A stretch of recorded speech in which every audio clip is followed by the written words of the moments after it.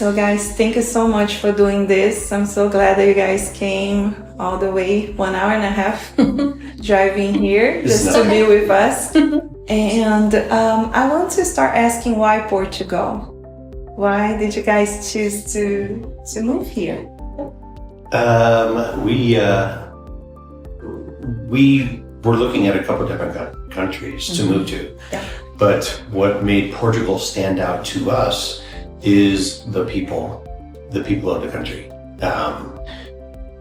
Portugal as a culture has a very strong social contract in place that we have never encountered anywhere else. When we came to visit, we were just blown away by how friendly and more than friendly, how everyone has each other's back and how they look out for each other. And that's something that's been missing in our lives for a long time. Very long time. And so that was the main reason. I mean, there was other reasons why we wanted to move. Socialized healthcare was one, especially during the pandemic. That was in the forefront of our mind. Cost of living is easier here for us. That might not be the same for everyone, but that's like third or fourth down our list as far as priorities. For us, it was quality of life. And the quality of life comes from your community. And having access to good health care. And then, of course, the other thing is the pathway to citizenship to Europe is also a lot quicker here than other countries. Not saying that we would want to leave in 5 years or so, but it's just something that could be an option. The second passport. Yep, correct. Right. So that in order, I think it would be people, pathway to citizenship, healthcare, cost of living. Yeah. Nice. And you guys have been here for a while now, since December? Yep. Correct. And 6 months. So 6 months. And how would you tell us that? Is it paying off? Is it what you guys were waiting for? Yes. Yes, absolutely. We were just talking about this a couple days ago. I said, we're at 6 months. Yep. How are you feeling? And yes, absolutely. Yes. That social construct, that community, sense of community has paid itself tenfold since we've been here. We've had obviously a great, Brent team. We also have a great set of people in our town that we moved to that are helping us assimilate and meet people. And that hospitality, the social contract with everybody, neighbors bringing us vegetables from their garden and their eggs and things like that has paid itself off since we came here already. It's we great. don't have any regrets. No regrets. Yes. But you also had an emotional curve that I'd like to.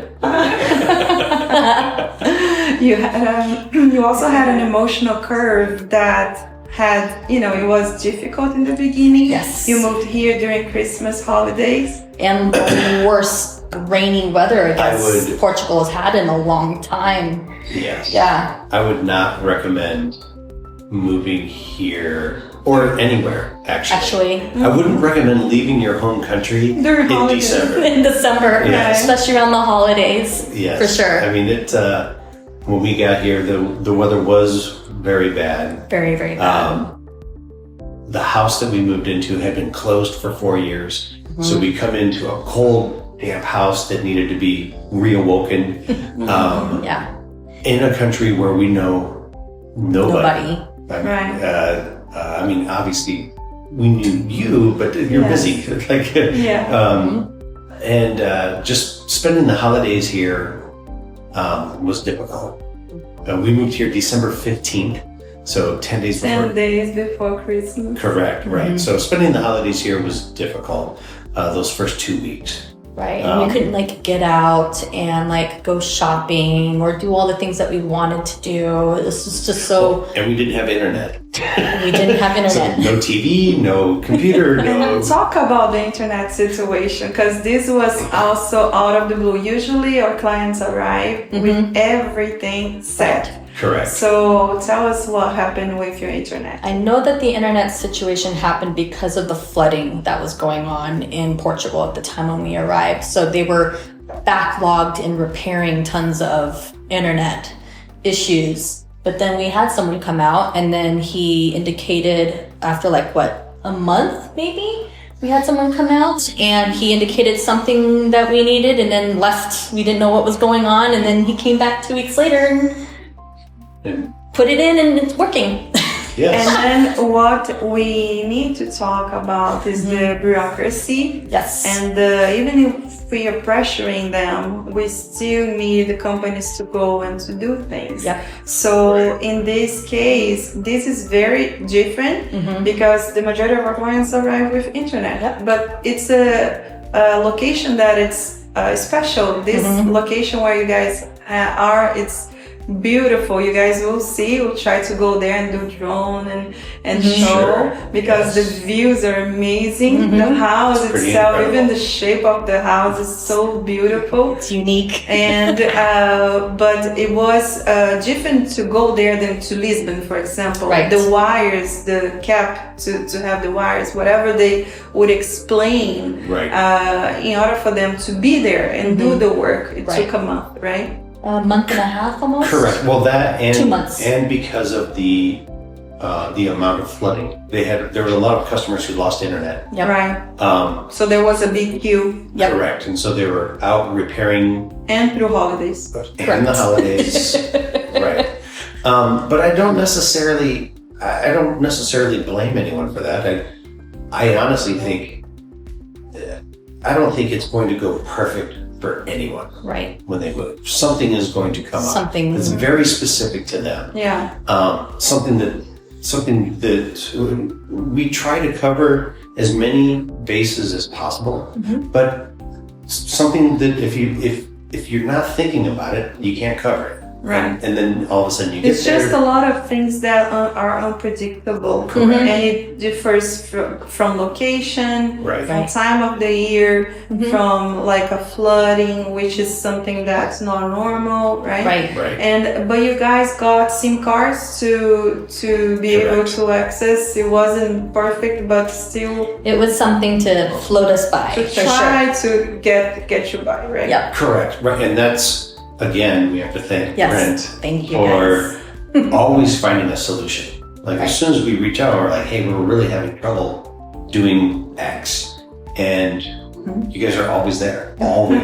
Like at any time of the day or night. And that goes so far. That goes such a long way because we're sitting in a quiet house. But listening to the rain. The rain. Barely any furniture. During holidays. During the holidays. Yes. And it's cold. And so having that lifeline, truly, you are like a lifeline. And you still love Portugal. Yes. Oh, of course. Well, if there's a silver lining, it's that because we got here during the worst time, every single day has been better than before. You guys are better. You guys had a hard welcoming, and then Right.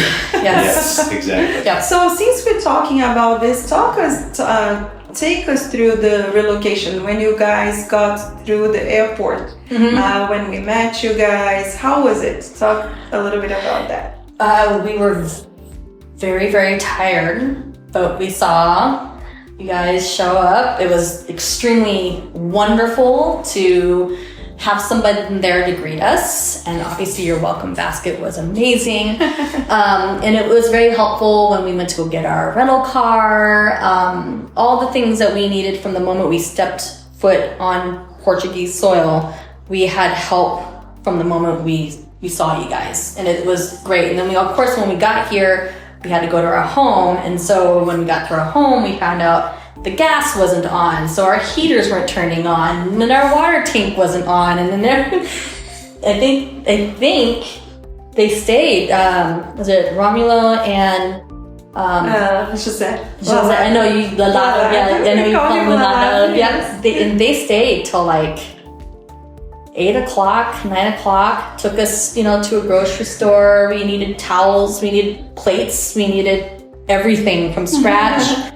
Took us out to eat. We were hungry, we were tired, and it was wonderful. Yeah. Very wonderful. Yeah. Yes. So it was a way to Help us ease the beginning. Especially after how many hours of traveling. Well, yeah, it was a 13-hour with 2 flight. dogs. It was a 13-hour flight for us. Yep.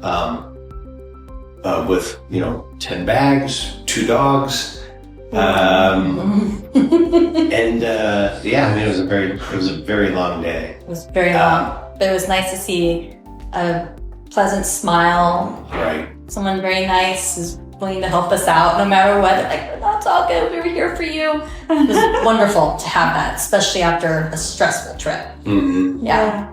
And so let's get back on timeline just so people can better understand your journey. So the beginning, the first time we met online in the consultation was April, right? April of 2022, correct. Yes, last year. And then on May, you guys did the scouting trip. Yes. To Correct. come to Portugal and see if this is really what you guys wanted, Yes. right? And then we're gonna talk about this situation in a bit. And then August is when we signed the CPCV. Correct. Correct. At the end, the very End of August. End of August, yeah. And then November we had the deed, Correct. Correct. and you moved in December. Correct. And now, Yes. just for people watching this, it's June Right. 2023. Correct. Correct. Yes. Yeah. So from the time we began talking to you to us moving to Portugal, it was 8 months. 8 Yes. months. Yes. And since the beginning, it's 1 year and 2 months that we know you guys, that we've been together on this journey. Right. Right. It's a journey for sure.